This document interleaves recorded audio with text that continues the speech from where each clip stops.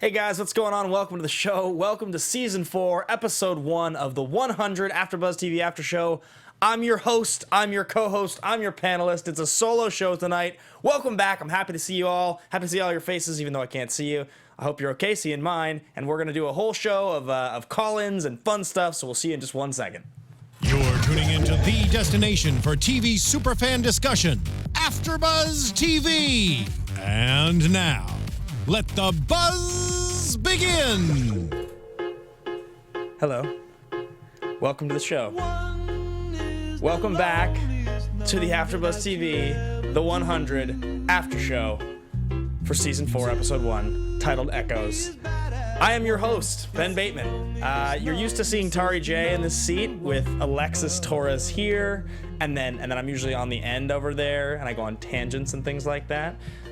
Alexis was gonna join me tonight. Unfortunately, she's come down with a cold, and it's kind of a bummer because we love Alexis and nobody wants to see Alexis sick. And obviously, I'm just gonna be talking at the camera now, and you guys are gonna be listening to me talk. So this was an exciting episode, and it's really, really exciting to have the show back. This is the 4th season of the 100, and this was the first show I ever did an after show for at AFTERBUZZ TV.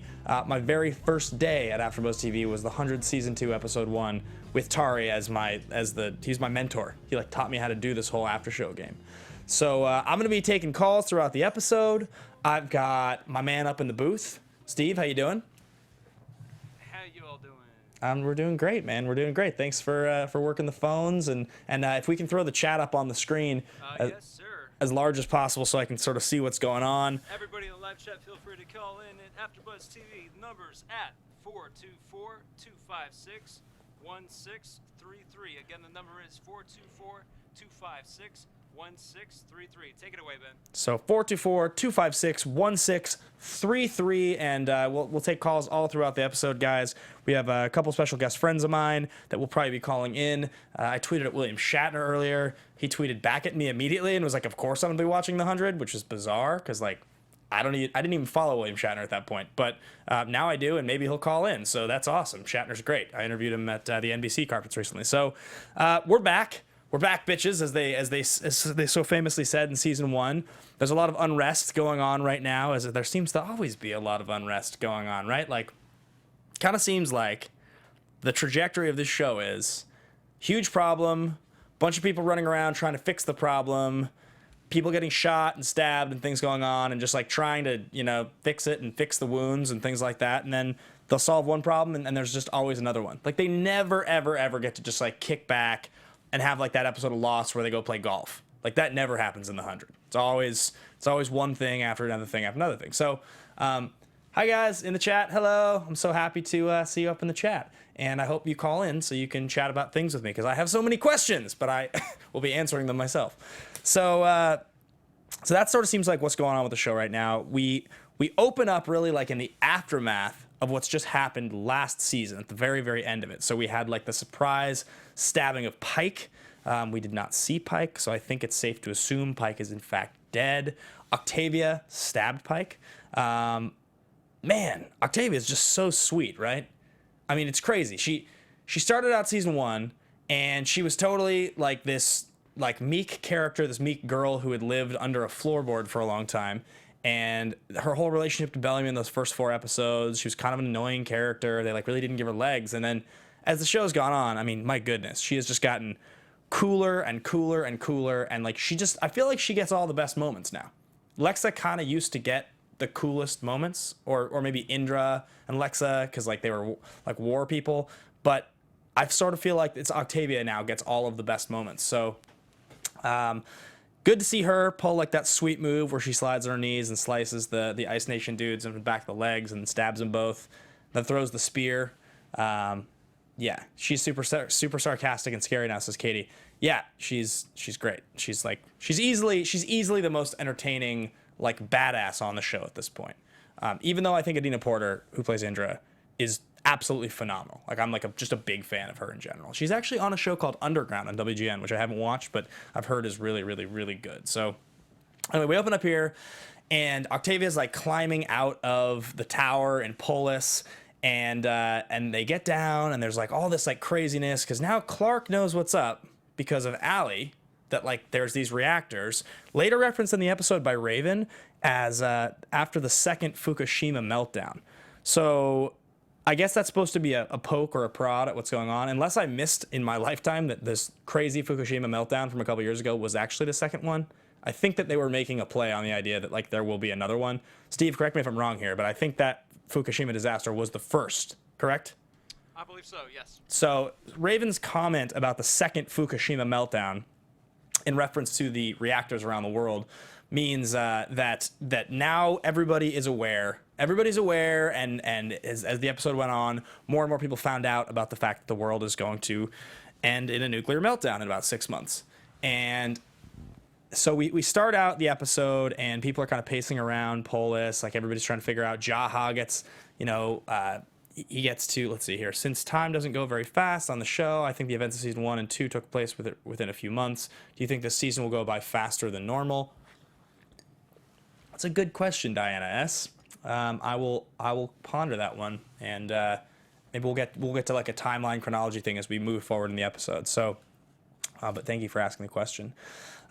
So we're kind of around the city, and everybody's trying to figure out what the next step is, what's going on, and all of a sudden we find out that Prince Rowan's alive.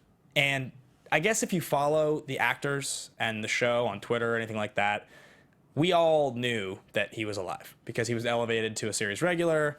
And just like the Hollywood part of us, that tracks blogs and whatnot, that was common knowledge. But I don't think they gave us any reason to believe last season that he was any more alive than, say, Pike is. Like, he got shot. It looked like in the neck or something like that. I feel like he was just dead. So he's got a bullet in his chest. It wasn't the neck. And Clark's like, we can save him. We can do what we always do. We'll save people. Mom, I need a doctor. And then they get confronted, and there's this whole crazy showdown. So right before or maybe it's right after the showdown, there's a whole conversation about the various crews, because we got Sky Crew, we got Tree Crew.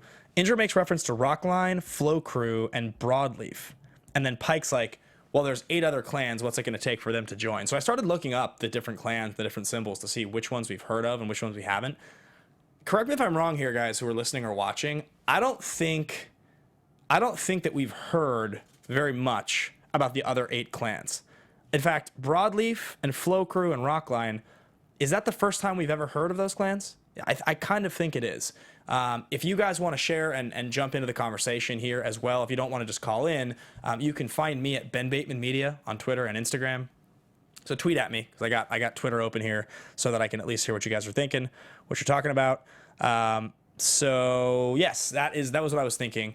Whereas Alexis, Renji 90998, she has a cold tonight, a really bad one, so she couldn't make it. So tweet Atorres 890 and let her know that you guys miss her and you want her to feel better. So in just a minute here, we have a special guest calling in, 100 aficionado who's interviewed a bunch of the cast as well and is just a big fan of the show, to continue taking us through. So we cut away after this whole conversation about the various crews. Okay, Flow Crew is Luna's clan. Yeah, that's right. The rest of them, we only know them by name, I guess. There you go.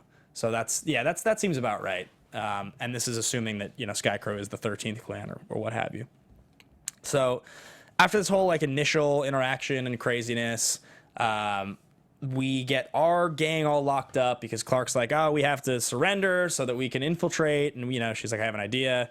That's where we get the sweet Octavia. She's pretends to be a dead thing, and she gets out of it, and she kills a bunch of people, kills a bunch of fools, and then they get the bullet out of Rowan, and they narrowly get saved. They narrowly get saved, and Rowan wakes up, and he's like, oh man, what happened? What happened to Antari? And it's I feel like there was a bunch of sympathy towards Antari. Everybody was talking about it, you killed Antari, and everybody's like, oh, you killed the commander. It's she was the worst.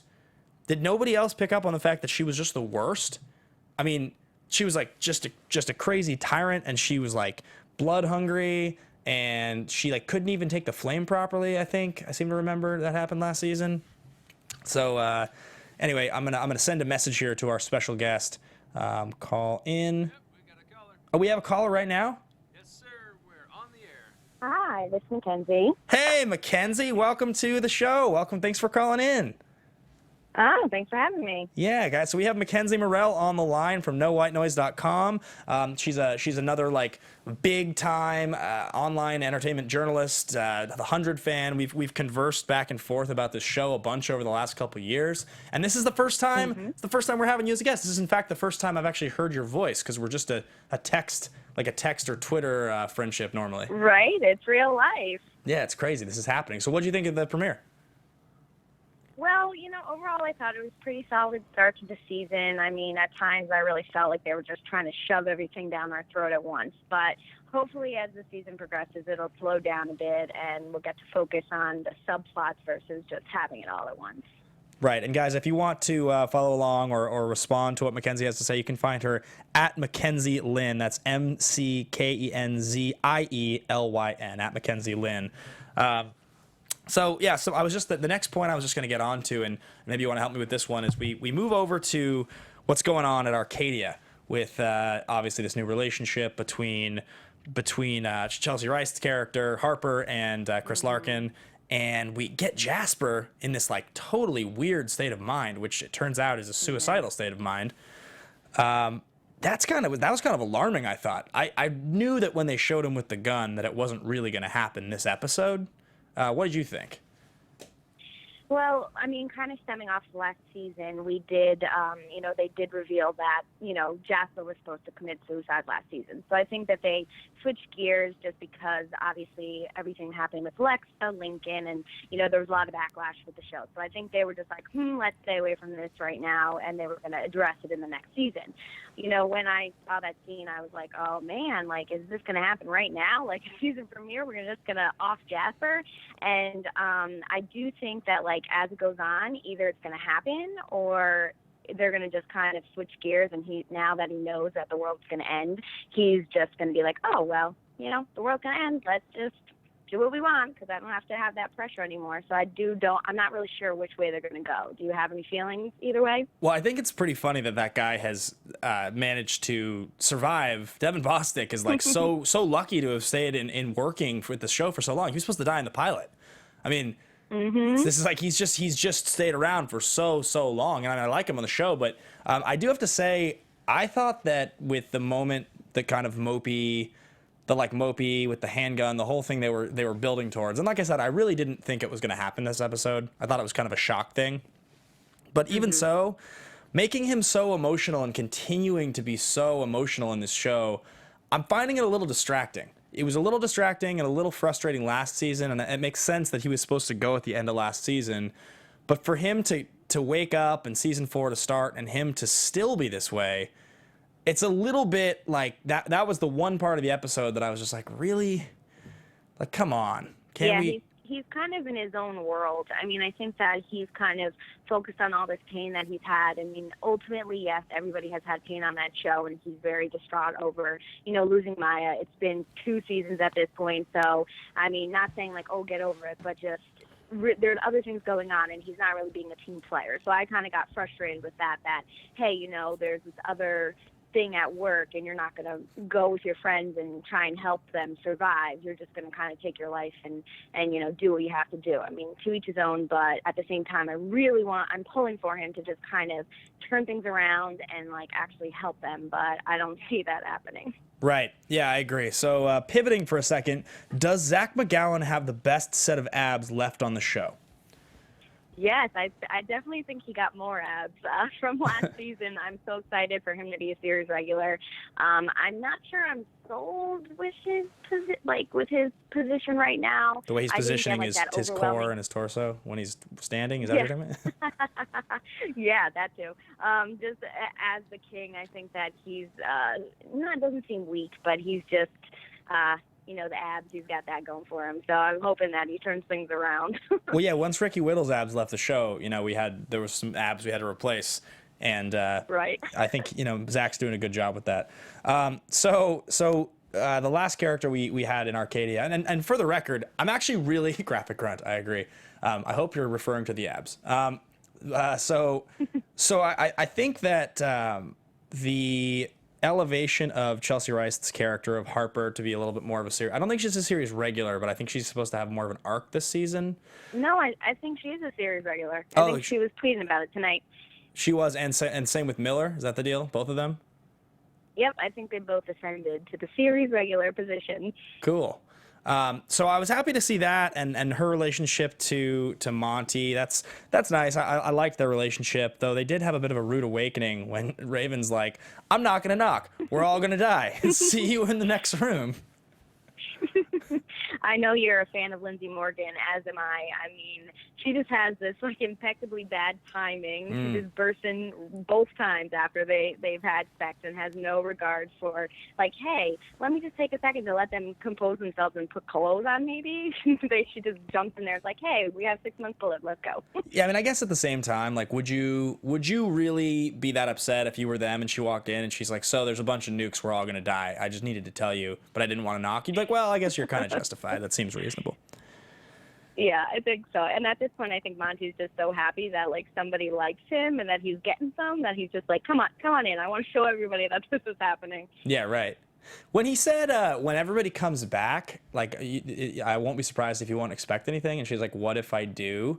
I was sort of surprised that he said that. That was like, he was just sort of saying like, we did this because everybody was gone. And if you don't want to keep doing this when people get back, that's what he was getting at. That seems like such a strange thing to say. Like, what does that have to do with anything? Well, I mean, I think he just is insecure, and he just doesn't know if, hey, just because we thought, we're going to die in this instance, that, it was a relationship of convenience. I think he was kind of getting at that, like, hey, are we really in this thing, or are you just having fun because you thought you were going to die? So clearly it shows that she really does have feelings for him and wants to continue it, but it's, at the same time, how can relationships progress when the world is ending? I mean, I would not be thinking about that. I don't know if you'd feel differently, but it's just like there's so many other things going on that I'm just not like, hey, let me make this relationship work right now. Yeah, right. Like relationship goals in the midst of a nuclear meltdown. I mean, I don't know. Like it is a CW show, so there has to be a certain amount of like, angst and relationship stuff like that amongst young characters. It seems to be like par for the course. You have to have it in these shows.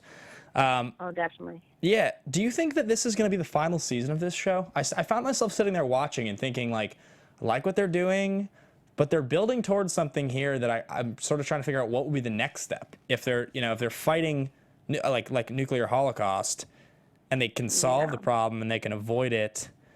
I'm curious. You mentioned the controversy from last season, and nobody really wants to go anywhere near that. I'm not really interested in talking about it anymore. The discourse on that is, behind us, but this is kind of a little bit of a clean slate season, but I do know that I felt like there was just some conversation online about this, and maybe I'm just imagining it, but I feel like there's a sense that this is going to be the final season. What do you think?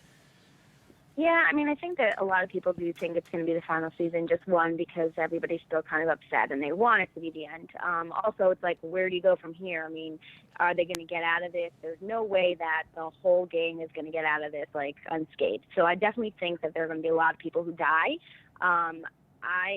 There could be I have theories. There could be somewhere that they go for the next season. I hope there's another season, just because it'd be interesting to see really how they would progress from this. I mean, once you kind of end the world, it's like, where do you go from there? So that might be an interesting thing to see them attempt. I know that there's just a lot of rumblings that, yes, it's the end, but I don't know. I have a feeling that it's not. Yeah, you could be right. Somebody on here said, Katie says that Jason said they're planning on a season 5.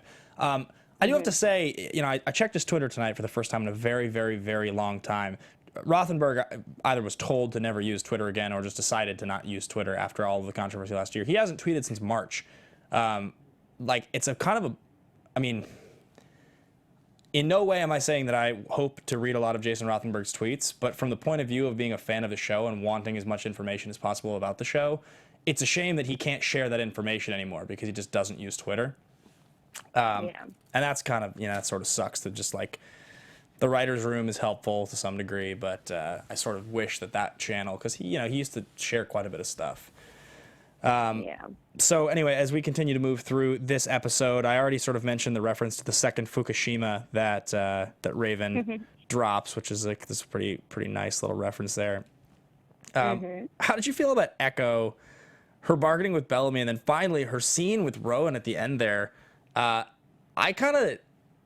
she seemed like a perfectly fine and believable actress for most of the episode. And then when she was talking to Rowan at the end, I was like, what happened? I was like, this is like legitimately cardboard acting. Like I was blown away by it. I was like, I'm visibly annoyed by this right now. Did you pick up on that at all? I mean, I felt that a little bit. I think that she's going to be that character that you're going to love to hate and hate to love. Much with Pike, I think that some people, like most people, hated him, but there were a few select few who thought he had some redeeming qualities. I think that she kind of is, she's pretty overpowering in the beginning, and that's why you're like, oh, hey, this is different. And she's like kind of going against things. She's trying to take power, and then at the end she kind of just is like, it's just like, oh, you know, I'm going to do a cookie cardboard cutout of this. So I did kind of get that sense. I'm hoping that it changes as it goes on, but it's like very hard to tell because it's only been one episode and we had like 5,000 commercials. I was like, are you serious? There's another commercial? Outrageous, yes. So many. When do you think we can expect to see Luna come back? Ooh, episode 5. I'm making this up. I have no credibility whatsoever, but I'm just going to say episode 5. We're going to see her. Yeah, I hope she was great. The brief moments that we did get. And then the question for you I have is with Murphy and his escape with him and Amori, right? That's his girl. Yeah, Amori. Antari is okay, so I mix the two names up sometimes. So he and Amori take off after he says, go float yourself to Jaha once again. Which, by the way, can we just talk about... So the go float yourself joke is a joke they've used before. And obviously they can't curse on this show. But, like, float is kill. If you get floated, you're dead. Yep. So, like, you're not actually saying go F yourself. You're saying go kill yourself. It's kind of a drastic thing to say to someone. Right? Yeah, definitely. I think they're trying to get around that whole, like, we can't swear on the CW, but it works sometimes. Yeah, I catch myself saying it. Yeah, it's funny enough. So what do you think's going on there? They didn't really give us a whole lot of information with the Murphy plan. He's just said he's got a better idea and they're taking off. No, and that's the thing. I think I'm, like, super disappointed in Murphy, which, like, I hate to say that because I love Richard Harmon. I think he's so talented, and that character, I hated him in the beginning, and then all of a sudden I'm like, oh, my God, I love you. You need to just be in every episode. I think that I really wanted him to kind of join the group, and he was an important part of last season. I mean, he essentially saved Clark, so I think that was very overlooked in just the whole season. But for him to just be like, okay, you know, forget this, I'm not going to go and help, you know, my people out, I'm just going to leave with the girl. I was like, really, man? Like, come on. Like, I had such high hopes for you, but maybe he's got something up his sleeve and he's going to, like, come back and shock us all. I don't know. All right, so Renji90998 on YouTube asks the question, should Clark have a new love or stay single? Because this was the last thing I was going to bring up. I really loved the moment at the end of the episode where Clark got to finally tell her mom that she loved Lexa. I thought that was great. That was so important. Yeah, right? Like, I think that was really important. It just felt like one of those, like, you don't really get those moments very often from Clark where she's just like, I'm going to be a vulnerable teenager to my mom or to anyone. She always tries to act so strong, and she has to act so strong, and I just thought that was a really nice moment. She was allowed to do that. She had the moment to do that. And I kind of feel like at this point, you know, putting Clark together with anybody romantically is going to be an uphill battle for them. I think that's a tough thing to do now. What do you think about that? I definitely think it would be, you know, naive of us to say that she was never going to love again. I mean, in real life, you move on and you go to the next person. I know that it's difficult. I mean, I'm a Clexa shipper, so it was very hard for me when that kind of ended abruptly. But at the same time, you know, it's a show. We need to move on. There's more story to tell. So I definitely think that they are setting her up for, you know, a new encounter. I'm not sure if it's love, but I definitely think that somebody along the way is going to, you know, provide that much needed, you know, human contact for her. Whether it's love or not, I guess we'll find out. But I think it's necessary. I mean, what is she now, like 17 or something? She's going to, you know, she's never not going to love again. So I think it would be naive for us to say that she wouldn't. You think Bellarke's ever going to happen, or is this just no chance? I don't think so. I mean, who knows? They'll probably throw that at us at season 5 when the world's about to end for real, and all of a sudden they're making out. But I don't know about this season. I don't think so. Okay. Fair enough. Well, Mackenzie, thank you so much for calling in. I really appreciate the help holding down the fort. This was a lot of fun. It's nice to get to chat with you. Hopefully we can have you call in again another time in the season. And again, if you folks want to follow along with Mackenzie and find out what she's got going on, you've interviewed a bunch of cast members and you write a bunch of cool stuff. That's nowhitenoise.com. You can follow her at Mackenzie Lynn. That's at McKenzielyn. Thanks a lot, Mackenzie. Really appreciate it. Of course. Thanks for having me. All right. Take care. All right, so just a few more minutes here. I will open the phone lines one more time just in case anybody else wants to call in for a quick hello. If not, I will start to wind through the wrap-up here. Steve, we have nobody else waiting on the line, do we? That's correct. However, the number is 424-256-1633. Take it away. Cool. 424-256-1633. If anybody wants to call in and say hello, any of you guys in the chat, anybody, phone lines are open. So yeah, that covered most of what happened in the episode. A couple things we didn't mention are we had a conversation between Echo and Rowan that I referenced the performance from Echo, which I thought was a little weak, but she does mention that Rowan should achieve what, he basically, oh, here you go. What's the number? How do I call in? It's 424-256-1633. That is the number. So feel free to call in and say hello. But he's referenced as the eldest son of Naya and the grandson of Theo, and he's wearing this crown, and he wants to essentially, Caller. Oh, we got a caller. Hello, AfterBuzz TV. You're on the air. Hello. Hey, what's up? Hey, what's going on? How's it going? Pretty good. I just wanted to say I am a big shipper, so I want Bellark together, and I think I watched an interview at Comic-Con or something a couple years ago, and the people that played Bellark and Clark, they both said, "No, it's never gonna happen" or whatever. The writer totally stopped it. I never said that was not gonna happen. I think it's a big possibility, and to me, it sounded like he was the fans actually might have a good idea, and I might figure out how to work this way in the story. I'm putting it like this. This is a CW show. I will be surprised if Bellark doesn't happen at some point. I think that will happen. You think that's a foregone conclusion because it says the fans want it, and that's kind of how it works?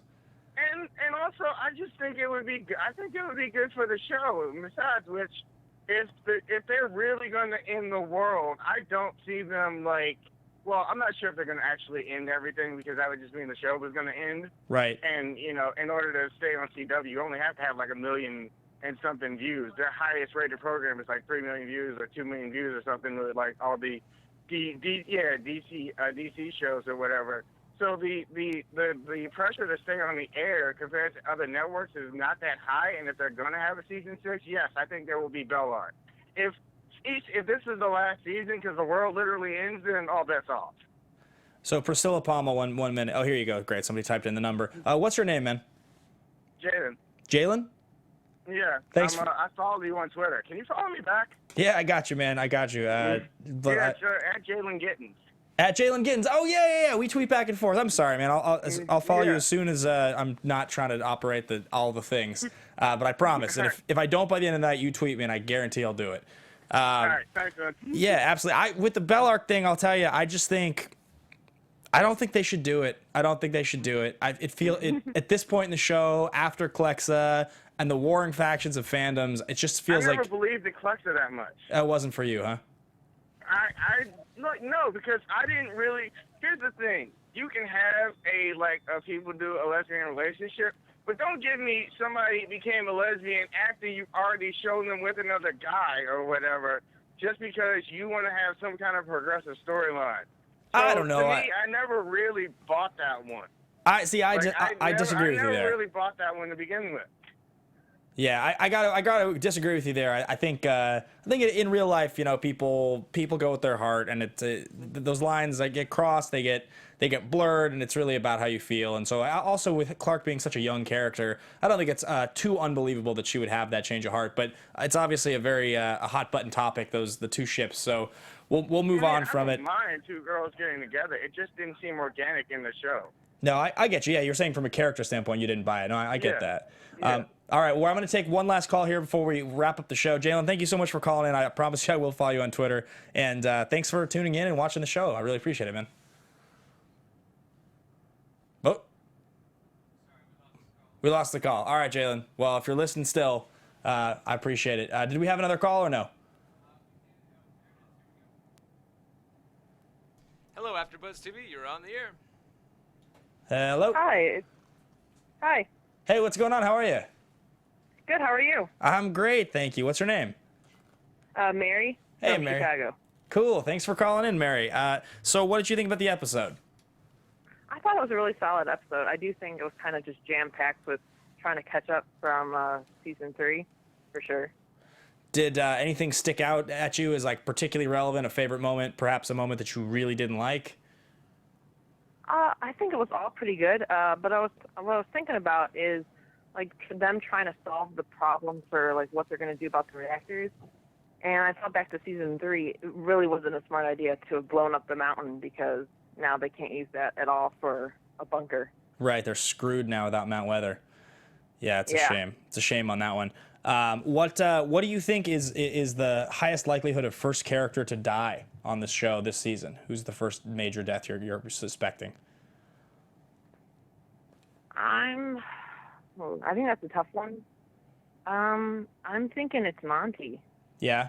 If that is just to say, I think it's going to be Monty, because I feel like his story arc is just starting to change so drastically now. Yeah. Especially with season 3, and then I definitely think that it's going to be Monty. That'd be a shame. Sure. That'd be a real shame with his budding relationship with Harper. Well, I appreciate you calling in. I really do. I appreciate you watching the show, and this was fun to do solo. So promise me you'll call in again next time we do open the phone lines. I will do. Yeah, thank you. You're doing an awesome job. Thank you so much. Thank you, Mary. I appreciate it. Have a great night. Thanks, you too. All right, take care. All right. I think that pretty much wraps us up, unless we had any other calls waiting on the line. No, sir, not the moment. All right, great. Well, if we get one more, we can do a quick hello, and otherwise, I guess I can kind of bring us into predictions here. So, Predictions? predictions, yes. Now, your AfterBuzz TV predictions. Oh, do we have another call coming in? That'll lay on the audio cue there, yeah. Hang on, stand by. All right, we'll do predictions with this caller. All right, AfterBuzz TV, you're on the air. Hello? Oh, hello. Hello. Hello? Hello. Hello. Hey, what's going on? Who's this? This is Christina. Hey, Christina, what's going on? How are you? Good. How are you doing? I'm very well, thank you. You're joining me for my prediction segment tonight. Oh, okay. Yeah. Is this for the 100 or is this a different? Yeah. This is for the 100. We're just, we always wrap it up at the end of the after show with a couple predictions about the season, and I was just about to start rambling them off so we can bounce them off each other. This will be fun. Are you up for it? Yeah. Well, I was going to ask Ben what he thinks his predictions are, because to me this kind of seems like the season. It seems a little stale, so I wasn't quite sure if Cool. what his thoughts were. But No, this is Ben. You're talking to Ben. oh God, hi. Yeah, how's it going? Yeah, sorry, the Good. stream, Okay, the so stream it's might delayed actually on be... here. This is why it's so confusing. Oh, I Yeah, get it. The stream might actually be about a minute behind the live feed. Okay, perfect. That makes sense. So it'll Yeah. catch up. Yeah. Welcome aboard. My predictions Hey. thus far, thank you, Carolyn, Damien. I appreciate, nice suit. I appreciate that. I would say my predictions thus far would be, I don't think they're going to pull the punches on Jasper. I think Jasper's out. I think he's gonna bite the bullet. I think he's gonna take his own life in the next couple episodes. And I think the idea that he walked out and he's like, I'm gonna go watch the sunrise. I think they were thinking, I don't know. Like, I think they're just teasing us. I think he's gonna do it. That's one thing. I'm excited for Luna to come back. I think Luna might even come back like next week, maybe the week after. But I think she'll be back pretty quick here. And those would be the first two that jumped out at me. And my other prediction is I believe this will be the last season of the show. People were saying that Rothenberg had said that there'll be a 5th season. I get the feeling that they will call it in season 4. I could be dead wrong about that, but that's just what my gut tells me. What about you? Yeah, that's what I've heard too. I heard that Jason was kind of hinting at possibly a season 5 to be like the last one, but I don't know honestly how far I see it going after this season. But I am very curious to see how other clans are going to play a part in the season. I'd like to see more, like the Desert Clan. Yeah, definitely. Well, because they made that reference early on to the 3 clan names, only one of which we knew about, right? Flow Crew was Luna's clan, but like Rockline and Broadleaf. So there's all these other clans. I was looking it up and reading about them, and most of them I hadn't heard of. So maybe we'll get to see a bunch of sweet clans and symbols and all kinds of cool stuff. Definitely. I think they'd be crazy not to bring in more Grounder clans into the show. Do you think that Clark will ever love again on this show? I think, like you were talking about, she's pretty young, and I think she's going to form connections, and I think it's possible that she may lean on somebody and form that kind of connection. I'd be up for it, but I don't think that's the center focus for this season. Excellent. What's one thing you'd like to see here before we wrap up? What's one thing you'd like to see this season? Something your dream that you're hoping you see? Ooh. That's a good question. I don't know if I thought much about it. I'm kind of just taking it as it go. I really didn't even watch like many trailers because I kind of just want to be surprised. Yeah. Of what's going to happen. Yeah. So I don't know. What about you? I would like to see a fulfilling relationship, a romantic fulfilling relationship for Raven, for Lindsay Morgan. I feel like she got the short end of the stick. She's only had like. She really does. She just hasn't gotten really to be does have happy. the short end. And yeah, it'd be nice to see that. I think that at this point she's been a series regular for 4 years, and she lost Finn early on, and that was obviously an incredibly meaningful loss. And then she had what was his name? Wick? Was that his name? Wick? It was Wick. Wick, yes. Yeah, and he kind of sucked, and then he got in trouble, so they got rid of him. And she slept with Bellamy early on when the show was a little bit more 90210 than it is now, and she just hasn't really gotten to be with anybody and like have a meaningful relationship. I feel like she's been kind of shafted in that front. You've even got like Monty and Harper who are like finding love, but Raven's just kind of left to repair the command center and control stations and be a hacker. Oh, I totally agree, and she's pulling a lot of weight for that for the Sky Crew right now, and it'd be nice to see her like get some sort of reward of some kind. Yes, absolutely. Well, with that, we are going to wrap up the episode. Thank you for being the final caller of the night. It's wonderful to talk to you and great to meet you, and I hope you continue to tune in the rest of the season. Alexis will be back next week, guys, so this will probably be the only solo episode of the season. And thanks for making it an awesome solo episode. And Christina, thank you for calling in. And we will catch all of you guys next week. So bye, guys. Take care. From executive producers Maria Menounos, Kevin Undergaro, Phil Svitek, and the entire AfterBuzz TV staff, we would like to thank you for listening to the AfterBuzz TV network. To watch or listen to other after shows and post comments or questions, be sure to visit AfterBuzzTV.com. I'm Sir Richard Wentworth, and this has been a presentation of AfterBuzz TV. Buzz you later.